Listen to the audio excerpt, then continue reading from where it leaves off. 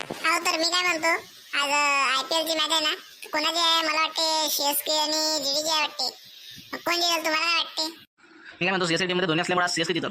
CSK जिंकलीच पाहिजे, तिची दम नाही आहे ना, त्यामुळे सीएसके जिंकली पाहिजे. मी काय म्हणतो, आज CSK आणि GT ची मॅच आहे ना, तर मला वाटतं CSK जिंकली पाहिजे. कारण कसं, जर शुभमन गिल जिंकला तर त्याला कसं मग तेंडुलकरची पोरगे बदल सोपं होईल ना, त्यामुळे आज GT जिंकली पाहिजे, मला तसं वाटतं. आणि ते कसं आहे ना, जर GT जिंकली तर शुभमन गिलवर कसं मग तेंडुलकर साहेबांवर कसं आता जोर पडेल ना, की ते पण आकर्षित होतील की आपण याला मुलगी दिली पाहिजे असं तसं, की आज GT जिंकली पाहिजे. कसं आहे, CSKच्या कॅप्टनची आणि धोनी साहेबांची लग्न झालेली आहे, पण शुभमन गिलचा जो व्हायचा आहे ना, त्यामुळे CSK जिंकली पाहिजे, GT जिंकली पाहिजे. A few moments later. यांना कसं वाटते, जिंकलं GT. आता कसं वाटला बोलणं अजून CSK कशी जिंकली आता GT ना. तुमच्या वाटतं राजा मला हसवून राहिलं. अरे चिडवा लागते, खेळ येतच असते. जिथे हारली कधी चालले सीएसके जिंकले. मी म्हणतो सीएसके जिंकलं, पण नाही जिंकली. आता काय होते, खेळ आहे, होतच असते.